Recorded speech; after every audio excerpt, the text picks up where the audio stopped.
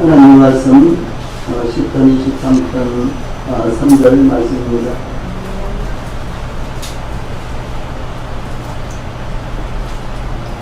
하나님 말씀 시편 23편 3절 말씀 제가 먼저 공독을 해드리겠습니다. 내 영혼을 소생시키시고 자기 이름을 위하여 의의 길로 인도하시는 거다. 아멘. 앞에 보시고 같이 한번 읽읍시다. 시작. 내 영혼을 소생시키시고 자기 이름을 위하여 의의 길로 인도하시는 거다.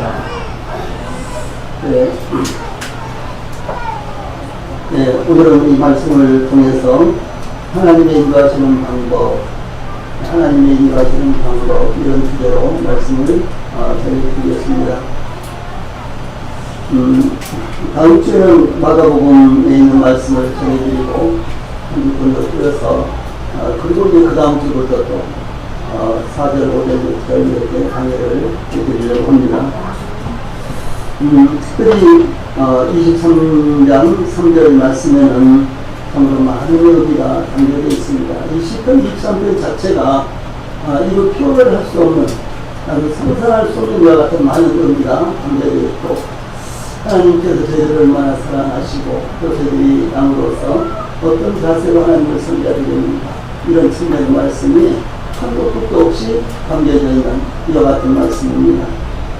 그래서 오늘은 시편 23편 후반절 말씀을 통해서 하나님의 인도하시는 방법, 이런 주제로 말씀을 전해드리겠습니다. 여기서 다윗은 내 영혼을 소생시키시고 자기 이름을 위하여 의의 길로 인도하시는 거다. 이렇게 이 하나님께서 자신의 영혼을 위해서 역사하신 것을 고백하며 찬양하고 있습니다. 특히 하나님께서 자기 이름을 위하여 의의 길로 인도하시는 거다 라고 고백하며 찬양함으로 하나님의 인도하심은 가장 지혜롭고 안전하며 이상적이라는 것을 증거를 하고 있습니다. 그럼 우리 성도들도 자신의 판단과 생각에 따라서 살아가시지 말고 하나님의 인도하심을 받아서 이 세상을 살아가시면 그것이 가장 완전하고도 이상적인 삶이 된다는 사실을 잊어서는 안 될 것입니다. 이 다윗은 오랫동안 시련의 길을, 그 시련의 삶을 살았습니다. 또한 다윗은 온 이스라엘의 왕으로서 수많은 사람들과 문제를 앞에 모이기도 했습니다. 그러나 다윗의 고백과 찬양은 그 수많은 사람들과 문제들에도 불구하고 하나님께서는 하나님의 의를 위해서 가장 완벽하게 다윗 자신을 인도하셨다는 고백이요 찬양인 것입니다. 그러면 하나님께서 어떤 방법으로 하나님의 이름을 위해서 다윗을 의의 길로 인도하셨을까요? 첫 번째로 의의 길로 인도하시는 하나님에 대해서 상고를 하겠습니다. 이 다윗의 고백과 찬양은 하나님께서 나를 인도하신다, 이렇게 이제 고백하며 찬양했는데요. 이 다윗은 하나님께서 자신을 어디로 인도하신다고 고백하는 것입니까? 의의 길이죠. 의의 길입니다. 의의 길은 의로운 길로, 하나님의 인도하심은 의로운 길로서요, 하나님의 인도하심은 의로운 길 안에서 이루어진다 라고 이렇게 말씀을 하고 있는 것입니다. 그래서 의의 길이라는 것은 의로운 길 안에서 하나님께서 인도하신다고 이렇게 말씀을 하시는 것입니다. 그런가 하면 또 선지자 이사야는 이는 내 생각이, 잠언에서는 두 번이나 똑같은 말씀이 나오는데요. 어떤 길은 사람의 보기에 바르나 필경은 사망의 길입니다. 잠언에서는 어떤 길은 사람의 보기에 바르나 필경은 사망의 길입니다. 이 말씀이 두 번이나 계속해서 나오고 있습니다. 그런가 하면 선지자 이사야는 이사야서 55장 8절로 9절에서 이는 내 생각이 너희 생각과 다르며 내 길은 너희의 길과 다름이니라. 여호와의 말씀이니라. 이는 하늘이 땅보다 높음 같이 내 길은 너희의 길보다 높으며 내 생각은 너희의 생각보다 높으니라. 이렇게 말씀을 하셨어요. 하늘이 땅보다도 얼마나 더 높습니까? 이루 측량할 수가 없죠. 그렇게 저희들 인간들의 생각과 하나님의 생각은 전혀 차원이 다르다, 이렇게 말씀을 하십니다. 그런 거 어떻게 하라고요? 그러므로 하나님의 인도하심을 받는 길이야말로 가장 효과적이고 안전하고 일상적인 이와 같은 길이다라고 이렇게 제시를 하고 있는 것입니다. 또 이 본문에서 이 길이라는 길이라는 거요. 그래서 의의 길 그랬잖아요. 의의 길. 여기서 길이라는 단어는 문자적으로는 마찻길입니다. 마찻길. 이 마찻길인데 이 말은 통로, 또 오솔길, 또 좁은 길, 또 경주로 트랙 이런 것을 의미를 합니다. 그러므로 본문의 길은 넓은 길, 사람들의 눈에 쉽게 띄는 길, 누구나 보면 쉽게 찾을 수 있는 길을 의미하는 것이 아니라 마치 감춰진 길처럼 쉽게 찾을 수 없는 좁은 길을 의미를 하는 것 같은 단어가 여기에 사용이 되었습니다. 이 넓은 길이나 눈에 훤하게 띄는 길이라고 할지라도 알지 못하는 위치에 남의 집을 찾아가는 것은 어려울 것입니다. 그러나 작은 오솔길이라고 할지라도 자기 집을 찾아가는 것은 어렵지 않죠. 그렇죠. 그런 길은 찾기가 쉽지 않은 오솔길과 같은 길로서 산길과 광야의 작은 길을 의미를 합니다. 또 본문의 길은 육상경이 경기나 이 경마장의 경기로 이와 같은 것들을 의미를 하는데요. 육상 경기나 우리나라 선수들이 잘하는 쇼트트랙에서 트랙, 레인이 있죠. 트랙은 대단히 이와 같은 경기에서 중요합니다. 육상 경기나 쇼트트랙 같은 데서는 이 트랙, 레인이 굉장히 중요하죠. 만일 1등을 하더라도 트랙을 벗어나면 실격이 되고 맙니다. 이런 일들이 올림픽이라든가 혹은 아시안게임이라든가 세계 육상 선수권 대회 혹은 또 쇼트트랙 이와 같은 이런 경기대 이런 데서 흔히 일을 발생을 하는데 그 중에서 아주 대표적인 사건이 있는데 2018년 영국 버밍엄에 2년밖에 안 됐죠. 영국 버밍엄의 이 버밍엄 아리나에서 열린 국제 육상연맹 세계 실내 육상선수권 대회에서 이 남자 400m 예선 이 3조 경기가 벌어졌는데 이 한조 전홍이 탈락하는 그야말로 전무후무한 사건이 일어났습니다. 한조 전홍이 한조가 이제 5명으로 구성이 되어 있었는데 이 5명이 이 400m를 뛰었는데 전부 다 탈락을 해버린 거예요. 그런데 이제 그 중에 하나는 부정출발로 이제 자격 상실이 됐고요. 그래서 이제 4명이 다시 뛰었는데 이 4명의 선수들이 이제 아주 열심히 뛰었는데 이 4명의 선수들이 동일하게 레인을 벗어나버렸어요. 4명의 선수들이 동일하게 이 선이 있잖아요. 그 선 안에서 뛰어야 되는데 이 선 밖으로 가버리는 거예요. 4명의 선수들이 가요. 그래서 그야말로 전무후무한 이와 같은 일이 일어났는데 이 레인을 벗어나는 실수를 함으로 말미암아 모두가 다 실격을 당해버리는 이와 같은 일이 있었습니다. 그래서 육상 선수나 이와 같이 이제 트랙 경기, 경마라든가, 쇼트트랙이라든가 이와 같은 것은요, 이 트랙을 벗어나지 않는 것이 굉장히 중요합니다. 잘 달려야 되겠지만은 아무리 잘 달려도 트랙을 벗어나면 안 된다는 것이죠. 이것은 저희들에게서 중요하게 시사를 해주는 것이 있습니다. 이들이 하나님을 잘 섬기고 열심히 섬긴다고 할지라도 이제 하나님의 법을 따라서 섬겨야지만 하나님 앞에 영광이 되고 저희들에게는 유익이 된다라고 하는 사실이죠. 그래서 저희들의 믿음의 길을 이제 열심히 간다고 할지라도 하나님께서 인정하시고 하나님께서 인도하시는 의로운 길 안에서 저희들이 선한 경주를 해야 된다는 사실을 하나님께서 말씀하고 있는 것입니다. 그러므로 의의 길은 하나님께서 인정하시는 의로운 길이라는 뜻입니다. 우리는 매 순간마다 길을 걸으며 길을 찾으며 길을 알기 위해서 공부하고 연구하고 훈련합니다. 지금 전 세계가 코로나19 백신을 찾기 위해서 수많은 길을 찾고 있습니다. 어느 나라가 먼저 이것을 해결할 것입니다. 그래서 뜬금없이 러시아가 저희가 금년 9월달에 나온다고 이렇게 이야기를 하니까 사람들이 전부 다 거짓말하고 하죠. 세계 이 통신사들이 전부 다 거짓말이다. 이렇게 이야기하고 또 그런가 하면 또 중국도 10월쯤 나올 것이다. 그러니까 중국 걸 누가 쓰겠느냐 이렇게 또 이야기를 하고요. 그런데 어떻든 간에 우리나라는 내년 9월까지나 이렇게 일반이 쓸 수 있도록 이렇게 한다고 말하고 있고, 그리고 미국은 11월 미국의 대선 전에는 꼭 만들어내려고 지금 불철주야 야단들을 합니다. 그래서 이 코로나19의 백신을 찾기 위해서 수많은 길을 지금 전 세계적으로 과학자들이 찾고 있습니다.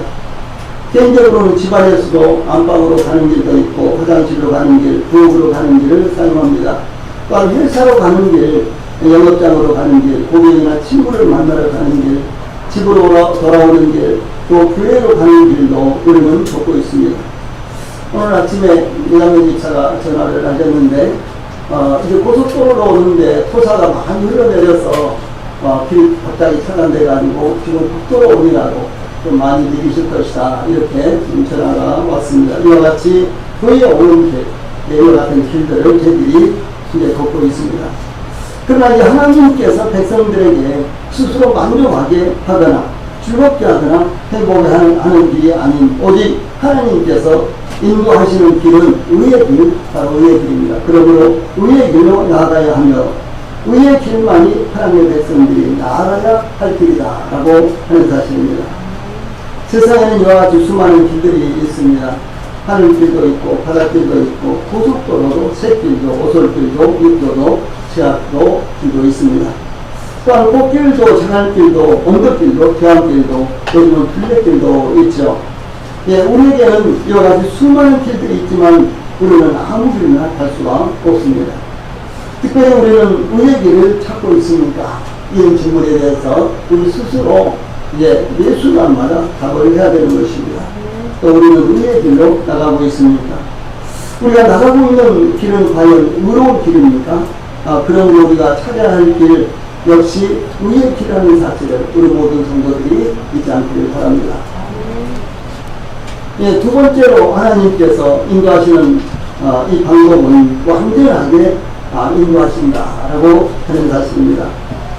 하나님은, 이 다윗은 하나님께서 자신을 의의 길로 인도하시는데, 마치 육상 선수가 트랙을 벗어나지 않듯이 하나님께서 자신을 인도하신다라고 이렇게 고백하며 찬양을 했습니다. 이 다윗은 이제 그의 생애를 살면서 왜 하나님께서 이렇게 인도하시지? 왜 자꾸 트랙을 벗어나시지? 왜 내가 생각한 이 트랙을 하나님께서 자꾸 벗어나게 하시지? 이 다윗은 수없이 이런 갈등 가운데 있었습니다. 그런데 다윗이 내 생애를 살고 뒤돌아보니까 하나님께서 정확하게 자기를 이 트랙 안에 트랙을 벗어나지 않도록 이렇게 인도하셨다. 이렇게 이제 다윗은 고백을 하며 찬양을 하고 있는 것입니다.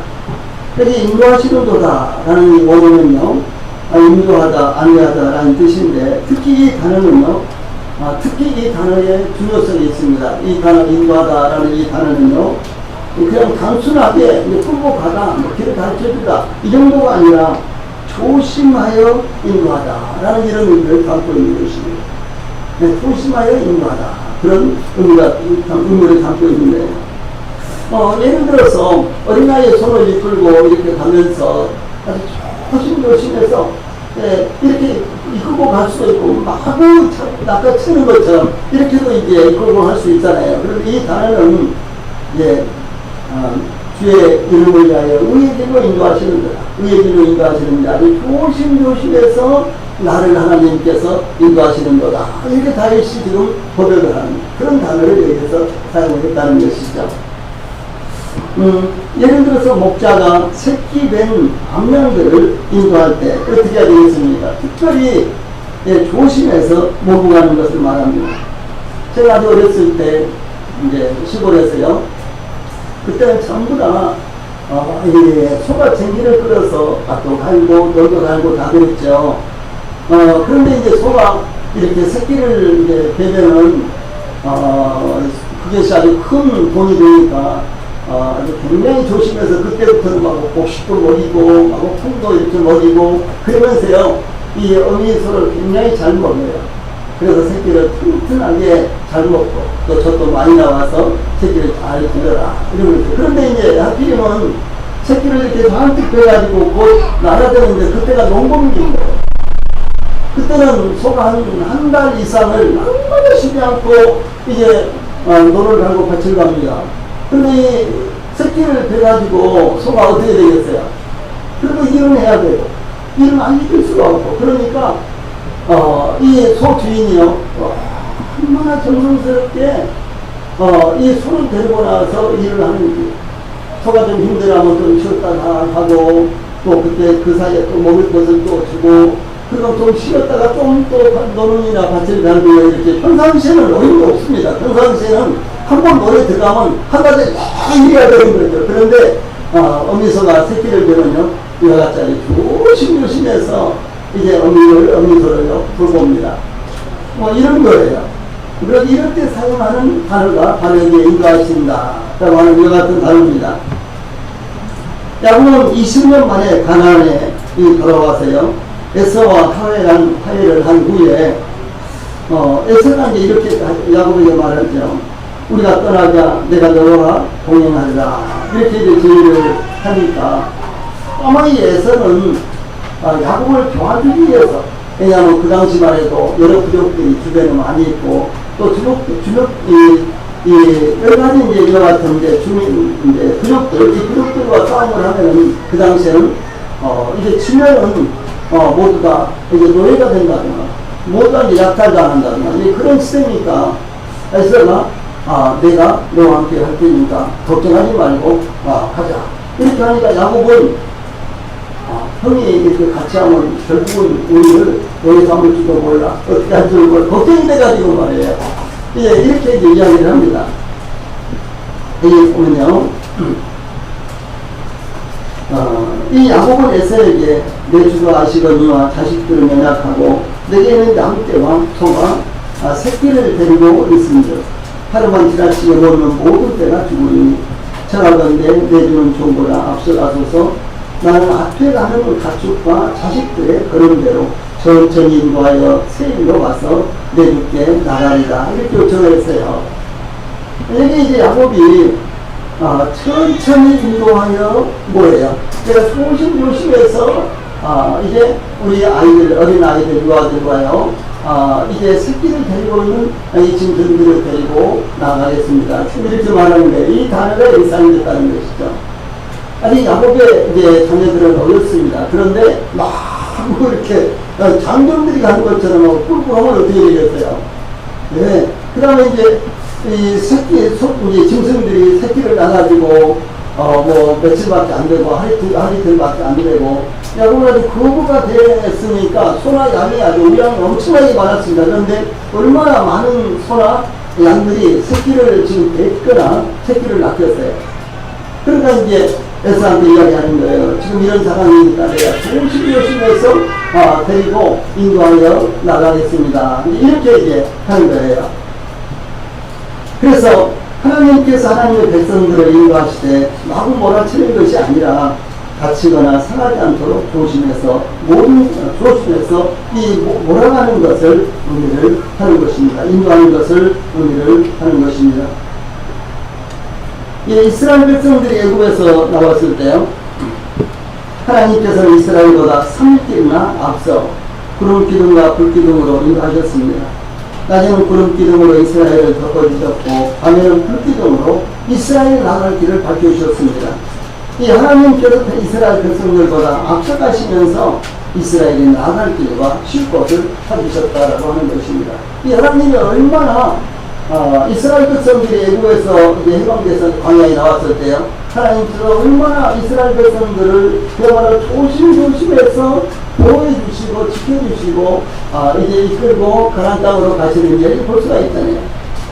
밤에는 혹시 추위 때문에 고생을 할까 싶어서 불기둥을 이스라엘 백성들 위에 이렇게 몸을 다심으로 말미암아 마치 온실처럼 따뜻하게 이렇게 지내게 하시고, 여기는 그 무더운 더위, 낮에는 그 무더운 더위 때문에 이스라엘 백성들이 기절할까 봐서 구름으로 쫙 덮어가지고 이스라엘 백성들이 구름 밑에서 이렇게 이제 여행을 하니까 계속 시원한 가운데서 여행을 하도록 하시고, 또 이스라엘 백성들이 어디가 물이 있는가, 어디서 쉴 것인가 라고 이렇게 헤매고 찾지 않도록 하나님께서 3일을 먼저 나아가셔서요, 이스라엘 백성들이 갈 길과 이스라엘 백성들이 쉴 곳을 미리미리 찾으셨다라고 하는 사실을 보시면, 여기에 요셉은 이 야곱의 사랑하는 아내 라헬을 통해서 낳은 11번째의 아들이었죠. 이 라헬이 이미 죽었기 때문에 요셉을 야곱은 유난히 사랑을 했습니다. 그러니까 자기 요셉의 형들은 요셉을 시기하고 질투하며 미워했는데, 이스마엘 그 아버지 야곱의 심부름으로 자신들을 찾아온 요셉을 죽이려다가 애굽으로 내려가는 이스마엘 상인들에게 은 20을 받고 노예로 팔아버리죠. 애굽으로 내려가는 이스마엘 상인들에게 은 20을 받고 노예로 팔아버리는데, 요셉은 애굽에 팔려가서도 모함을 받아서 왕의 주스들을 가두는 감옥에 갇히고 말았습니다. 더 이상 어떤 소망도 꿈꿀 수 없는 아주 절망적인 상황으로 내몰리고 말았습니다. 그러나 요셉은 애굽의 총리가 되어서 애굽왕 바로로부터 전권을 받아서 애굽을 통치하는 것 같은 위치에 오르게 되죠. 그런데 그 전까지 요셉의 마음 가운데 어떻게 했습니까? 왜 하나님께서 나를 이렇게 인도하실까? 이렇게 고난이 계속해서 겹치도록 하실까? 내가 뭐가 잘못해서 왕의 죄수들을 가두는 감옥에까지, 이제는 완전히 소망을 가질 수 없는 것 같은 절박한 상황까지 나에게 가질까? 뭐 이런 갈등을 갖지 않았겠어요. 그런데 그때 온 땅의 흉년이 계속되고 있었으므로 야곱은 그의 아들들에게 양식을 사오도록 애굽으로 보냈습니다. 이 요셉의 형들은 요셉을 만나 요셉이 그들에게 복수를 할 것이라고 생각을 했죠. 나중에 이제 요셉이 자신을 밝히게 되죠. 그리고 이제 그 아버지까지도, 이제 야곱까지도 이제 애굽으로 내려오게 됐습니다. 그런데 요셉의 형들은 요셉을 만나서 요셉이 그들에게 복수할 것이라고 이렇게 생각을 하고요. 그때 요셉은 형들에게 다음과 같이 하나님께서 자신을 인도하실 것을 증거를 하는 것입니다. 이 좋은 거 있는데 이거 잊어버리네요.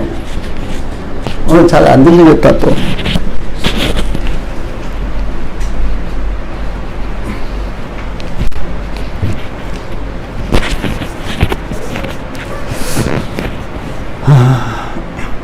그래서 이제 그 땅에 흉년이 들자 가나안 땅에도 이제 흉년이 들었거든요. 그래서 이 야곱은 그의 아들들에게 저 애굽에 있는 양식이 많다는 소문이 들리니까 가서 양식을 사오느라, 이제 이런 이제 과정을 통해서요, 결국은 이제 야곱의 모든 가족들이 애굽에 내려가지요.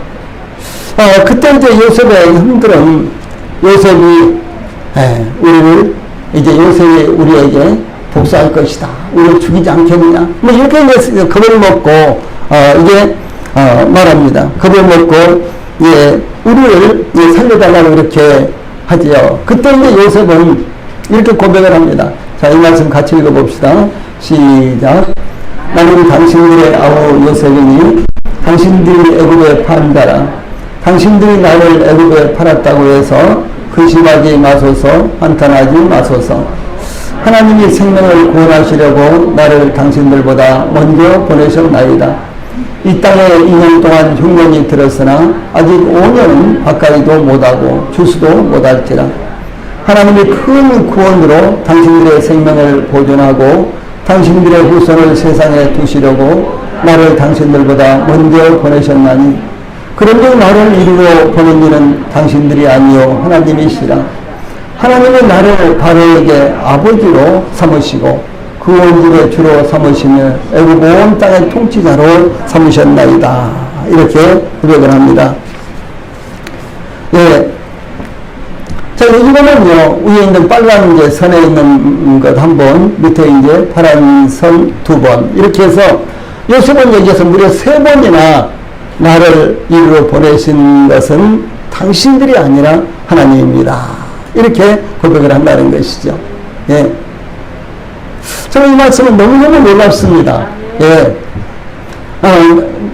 누가 요셉을 애굽으로 보냈습니까? 형들이 노예로 팔아버렸죠. 죽이려다가, 죽이는 것보다 그냥 노예로 팔자. 이러면서 은 20을 받고 노예로 팔아서 이제 요셉이 애굽에 끌려갔죠. 요셉이 애굽에 끌려갔어요. 그리고 또 요셉이 애굽에 가서도 잘못한 것 없이 모함을 받아서 왕의 죄수들을 가두는 깊은 감옥에 들어가고 말았습니다. 근데 이런 과정을 통해서 결국은 하나님께서 요셉을 애굽의 총리가 되게 하셨다는 사실이죠. 마치 이 트랙을 달리듯이 그 레일을 벗어나지 않고 트랙을 달리듯이요. 이렇게 달리듯이 하나님께서 아주 기가 막히게 인도를 하신 거예요.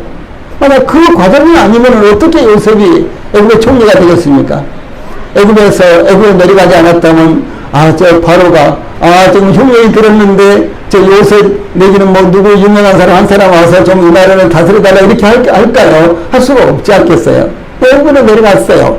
이것은 요셉이 원해서 내려간 것이 아니라 끌려갔어요. 그 다음에 요셉이 이제 왕의 죄수들을 가두는 깊은 감옥에 들어갈 때도 내가 잘못한 것이 없었는데 왜 하나님께서 나를 이곳까지 오게 하실까? 그런데 바로 그곳에서 왕의 죄수들을 가두는 그 감옥 안에 들어가 있으면서 소위 바로 왕의 떡 굽는 자와 이제 바로 앞에 포도주를 드리는 이와 같은 술 맡은 자, 이 두 사람을 두 관리를 만나게 됐다는 것이죠. 그럼 결국은 거기서 그들의 꿈을 해석해 줌으로 말미암아 요셉이 바로 앞에 서게 됐고, 그리고 바로의 꿈을 해석함으로 말미암아 바로는 이렇게 지혜 있는 사람, 하나님이시여 충만한 사람을 어떻게 만날 수 있겠느냐. 그러므로 이 사람을 총리로 이제 세워서 이 나라를 다스리게 하자. 이렇게 이제 한 것이 요셉이 총리가 되지 않습니까? 마치 묵상 선수가 이 트랙을 이렇게 달리듯이 조금 더 트랙에서 이탈하지 않고 트랙을 이렇게 달리듯이 이제 요셉을 하나님께서 인도하셨다라고 하는 사실입니다. 요셉이 애굽에 8년 후 13년 동안이었죠. 얼마나 많은 갈등을 했겠습니까? 아마 형들 생각, 아버지 생각, 왜 형들이 나를 그렇게까지 미워했을까? 등등, 내가 잘못한 것이 없는데 왜 내가 의외로 팔렸을까? 등등 이런 생각을 얼마나 많이 했겠습니까? 그래서 하나님께서 왜 이 잘못도 없는 나를 왕의 죄수들을 가두는 감옥에까지 몰아넣은 것일까? 왜 하나님은 의로운 사람을 억울하게 죽게 만드는 것일까? 왜 하나님은 나에게 하소연도 할 수 있는 기회도 주시지 않는 것일까? 이런 갈등이 많았을 것입니다. 그러나 요셉이 형들을 만난 후에 누가 무엇 때문에 자신을 애굽으로 보내셨다고 고백하는 것입니까? 요셉은 누가 자신을 그의 형들보다 애굽에 먼저 보내셨다고 고백하고 있습니까? 그러므로 요셉은 자신을 애굽으로 보낸 이는 형들이 아니라 누구라고 고백하고 있습니까? 누가 자신을 바로의 아버지로 삼으시고 바로의 온 집의 주로 삼으시고 애굽 온 땅의 통치자로 삼았다고 여기 요셉이 고백하고 있는 것입니까? 그러나 요셉은 이스마엘 상인들에게 팔려가면서 하나님께서 왜 자신에게 이런 일이 일어나게 하시는지 알지 못했습니다. 또한 하나님께서 요셉이 애굽의 수혜대장 보디발의 집에서 누명을 쓰고 왕의 죄수들을 가두는 감옥에 갇히게 하셨는지도 요셉은 알지를 못했습니다. 무려 13년 동안이나 끝이 없이 이어지는 고난의 골짜기에서 헤매면서도 그 이유를 요셉은 깨닫지 못했습니다. 그러나 요셉이 애굽의 총리가 된 후에는 이 모든 일을 통과하게 하신 분은 하나님이시며 하나님께서 아버지 야곱과 형제들의 생명을 살리기 위해 자신을 인도하셨다고 고백을 하고 있는 것입니다. 사랑하는 우리 성도님들, 우리가 알지 못하는 고난이 있습니다. 우리가 알지 못하는 여러 가지 일들을 우리가 겪게 됩니다. 요셉이 마찬가지였습니다. 그런데 그 길을 인도하시는 분이 바로 하나님이시라고 요셉은 이렇게 뒤돌아보면서 고백하면서 하나님을 찬양하고 있다는 사실인 것입니다. 보면 이 다윗은 이 하나님께서 하나님의 이름을 위해서 자신을 의의 길로 인도하신다고 믿었습니다. 그러나 다윗은 선지자 사무엘을 통해서 이스라엘의 왕으로 기름 부음을 받은 이후에 이스라엘의 왕이 되기까지 수많은 고난과 죽음의 계곡을 통과해야만 되었습니다. 심지어 왕이 된 후에도 다른 누구도 겪어보지 않는 수많은 고난을 겪었습니다. 이와 같이 하나님께서 인도하시는 의의 길에는 즐겁게 노래를 부르면서 건널 수 있는 평탄한 길만이 있는 것이 아니라는 사실을 성경은 우리들에게 제시해주고 있습니다. 때로는 바로의 군대와 같이 뒤쫓아오는 적도 있으며 앞을 가로막는 홍해와 같은 장애물도 있고 그러나는 피곤하고 지칠 때도 있습니다. 또한 가장 믿었던 자들의 반발과 혹은 불평과 불만과 이탈하는 일들도 발생할 것입니다. 이처럼 하나님의 인도하시는 의의 길은 고난의 길일 수가 있다라고 하는 사실입니다.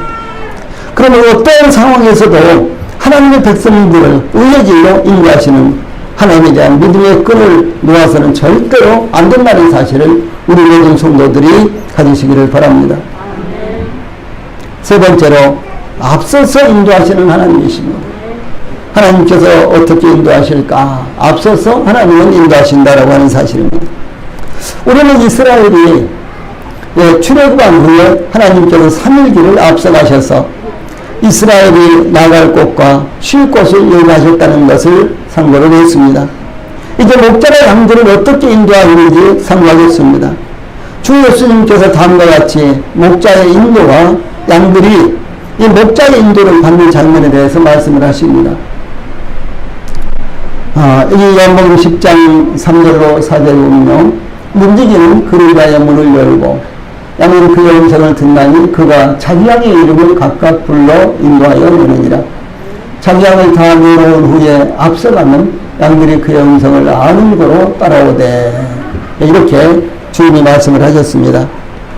여기서 보면은 문지기는 그를 위하여 문을 열고죠. 문지기는 목자가 아닙니다. 이 말씀을 잘 들어두세요. 그래야지만 요한복음을 이해하기가, 요한복음 10장을 이해하기가 참 좋습니다. 문지기는 그를 위하여 문을 열고 해서요. 문지기는 목자가 아닙니다. 문지기는 목자를 위해 문을 열어주는 사람입니다. 그러므로 문지기는 양을 지키는 사람이며 목자는 양의 소유자일 뿐만 아니라 양을 치는, 양을 먹이는 사람이다라고 하는 사실입니다. 예를 들어서 세례 요한이 이제 예수님보다도 6개월 먼저 태어나서 요단강에서 세례를 베풀었죠. 그때 이제 예루살렘에서 이제 사람들이 서기관들과 바리새인들이 서기관들과 제사장들을 보내서 바로 그 요단강에서 세례를 주는 요한이라는 사람이 누구인지 한번 알아보라. 그래서 그 사람들이 요한한테 와서 당신이 누구냐? 당신이 예레미야나 에스겔이나 엘리야나 이런 선자들 중에 한 사람이냐? 그때 이제 이 세례야는 아닙니다. 나는 아니다. 그래서 이제 그러면 뭐 선지자냐? 또 아니다. 그러면 그 선지자냐? 그 선지자냐? 이렇게 묻습니다. 그 선지자냐? 이 말씀은 신명기 8장에 나오는 말씀입니다. 그 선지자냐? 이렇게 묻습니다. 그때는 이제 이 세례야는 나는 아니다. 또 이렇게 말합니다. 그러면 너는 누구냐? 이렇게 물으니까요. 세례야니 나는 광야에서 애치는 자의 손이다.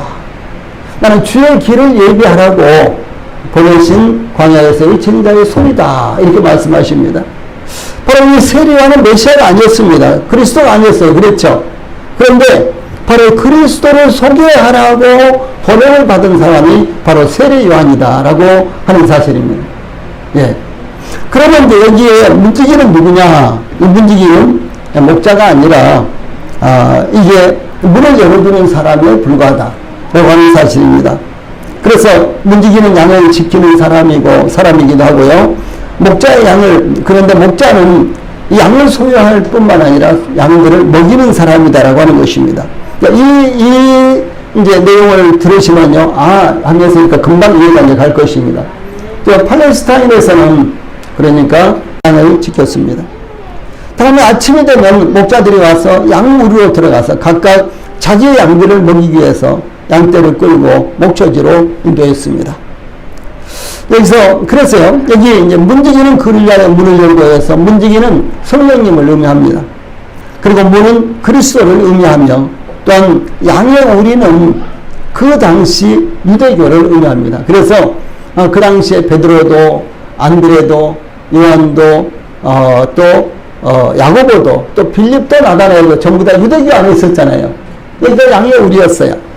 예. 그런데 그 양의 우리에서 그 양들을 이끌어내주는 사람이 양들을 지키고 양들을 이끌어내주는 사람이 바로 성령님을 의미하는 것입니다.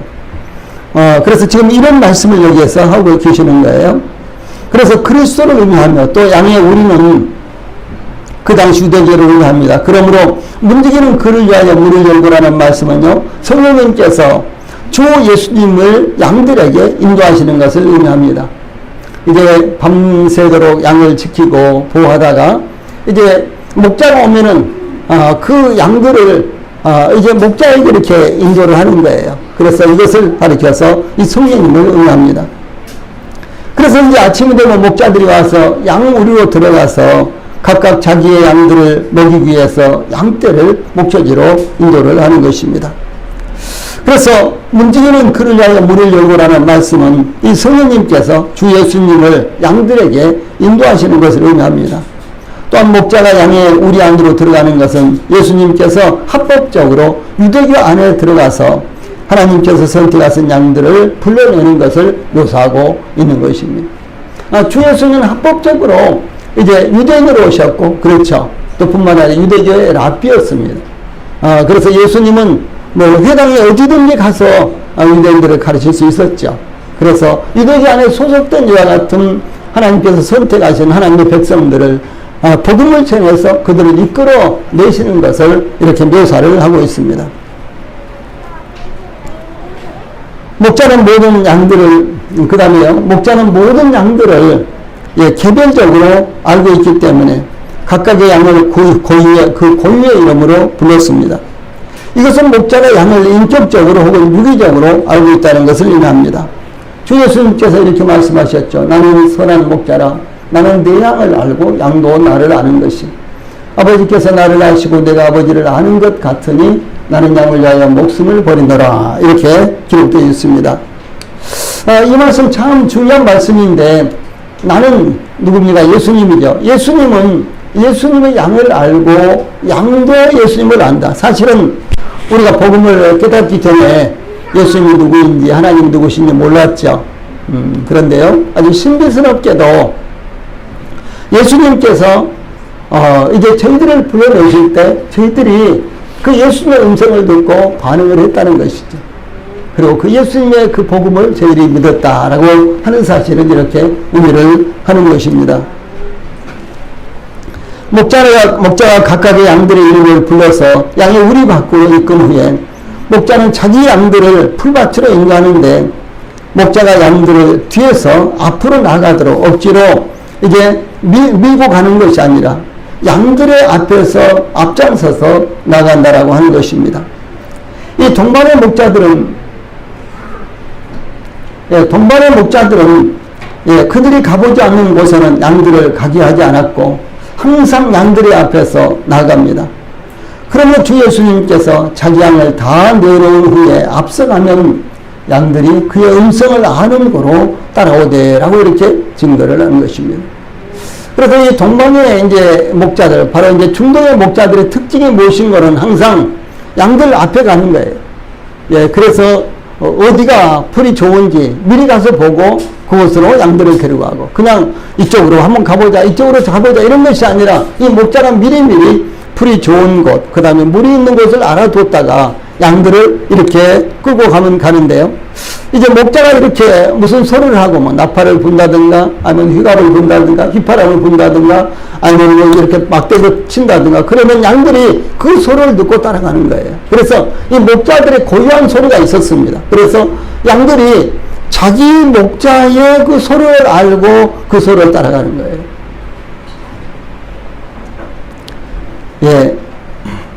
오늘날도 마찬가지입니다.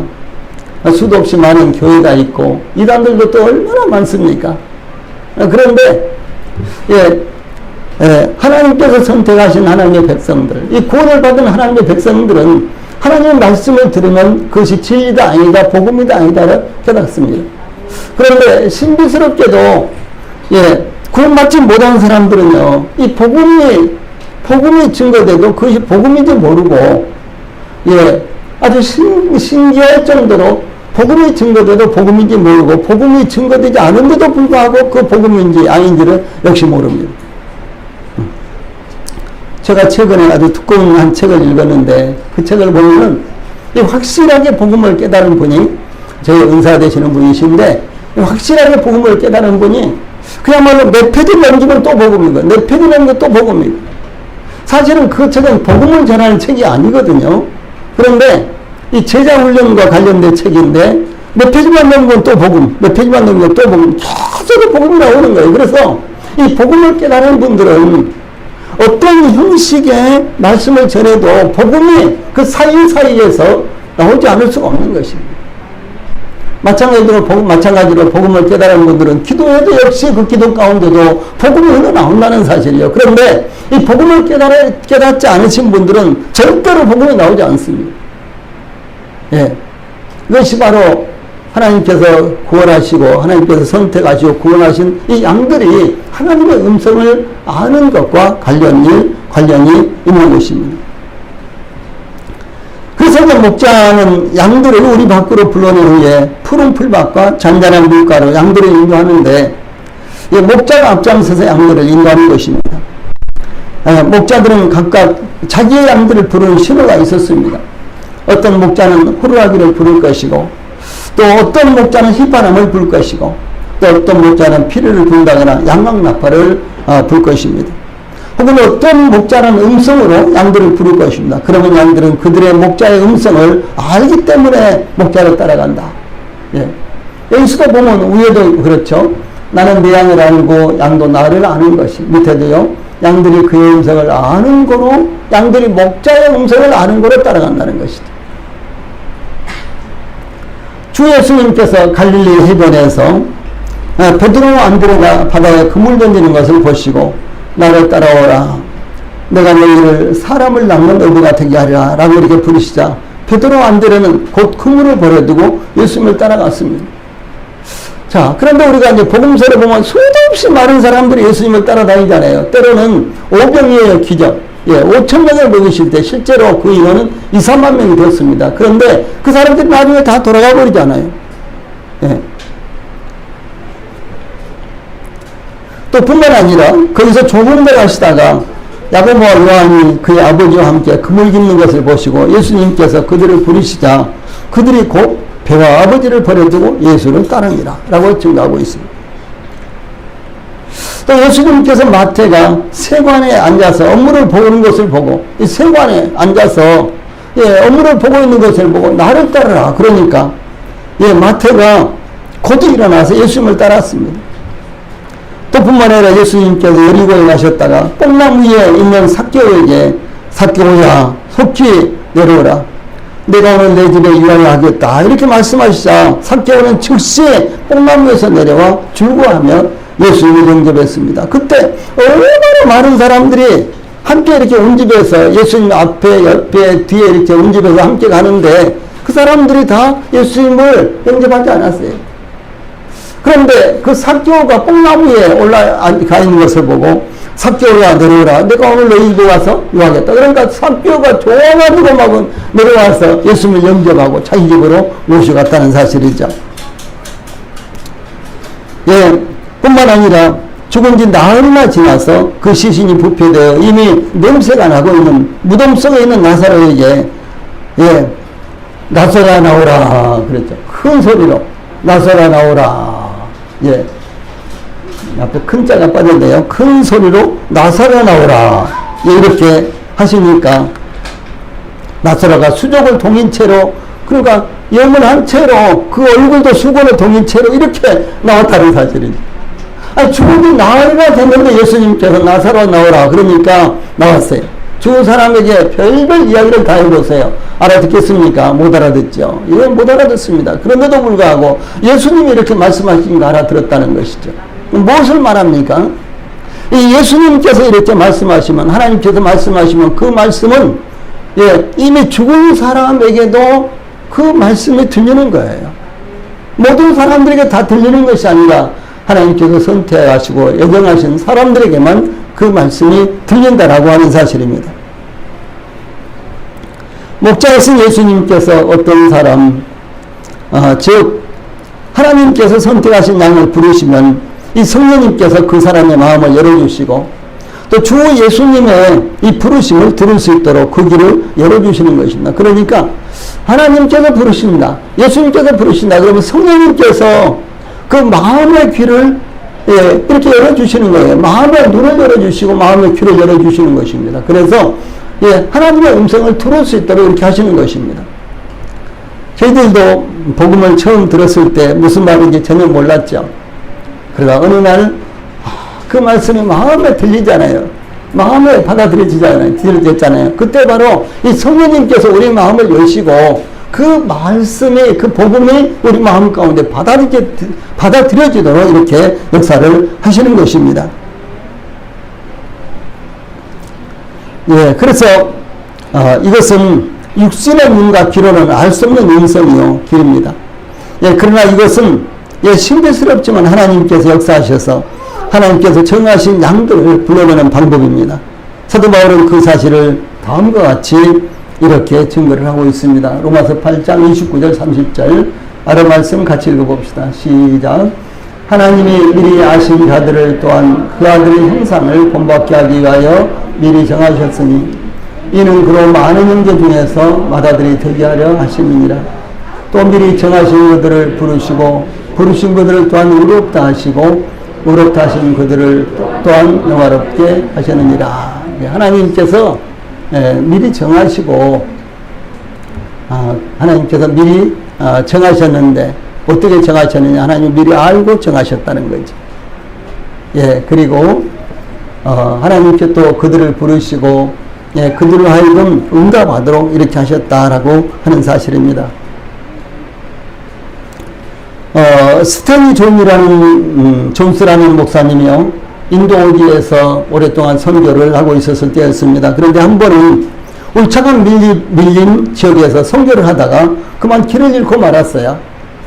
절망감과 두려움의 숲속을 헤매던 중에서 마침 한 원주민을 만났는데 이 존스 목사님이 그 원주민에게 다가가서 내가 지금 길을 잃었습니다. 나에게 길 좀 가르쳐 주시오. 이렇게 요청을 하니까 그 원주민은 여기 앉아서 기다리시오. 이렇게 했어요. 그래서 이제 기다릴 수밖에 없는 거죠. 그래서 이제 기다리는데 그 원주민은 자기 일만 계속해서 했어요. 무려 8시간 동안이나 이 원주민은 자기 일만 계속해서 하고 있었습니다. 근데 이제 해가 지고 해가지고 깜깜해지니까 그 원주민이 일어나서 나를 따라오세요. 그런 거예요. 그래, 하도 어이가 없어서 몇 걸음만 따라가다가 그 목사님이 길이 어디 있습니까? 이 답답한 마음에 이렇게 물었더니요. 그 원주민은 대답하기를 길은 없습니다. 내가 가는 곳이 곧 길입니다. 이렇게 대답을 했어요. 그래서 무사히 마을로 돌아올 수가 있었다고 합니다. 이건 실제로 있었던 일이에요. 그때 이제 간신히 마을로 돌아온 이 스탠리 존스 목사님은 주 예수님께서 요한복음 14장 6절에 내가 곧 길이요 진리요 생명이니 나로 말미암지 않고는 아버지께로 올 자가 없느니라 라는 말씀을 체험적으로 깨닫는 계기가 되었다라고 하는 것입니다.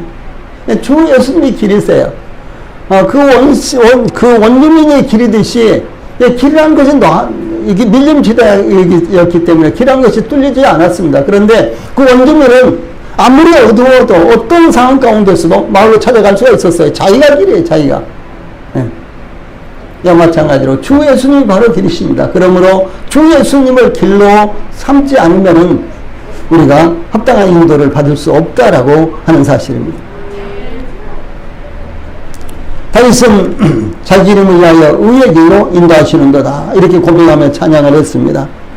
주 예수님께서 우리를 인도하시는 것은 천지의 주제가 되시며 만왕의 왕이시오 만주의 주가 되시는 주 예수님 자신의 명예가 딸린 것입니다. 주 예수님께서 하나님의 양들을 주 예수님의 양들을 인도하시고 보호하시는 것은 주 예수님의 명예가 딸린 이와 같은 일이라는 것이죠. 그래서 그가 자기 이름을 위하여 의의 길로 인도하시는 거다 이렇게 다윗은 고백하며 찬양했습니다. 그러므로 주 예수님의 인도하심을 받아 오늘 이 시간뿐만 아니라 안전하고도 평안한 길을 우리 성도들이 항상 갈 수 있게 되기를 바랍니다. 아멘. 예, 찬양하시겠습니다.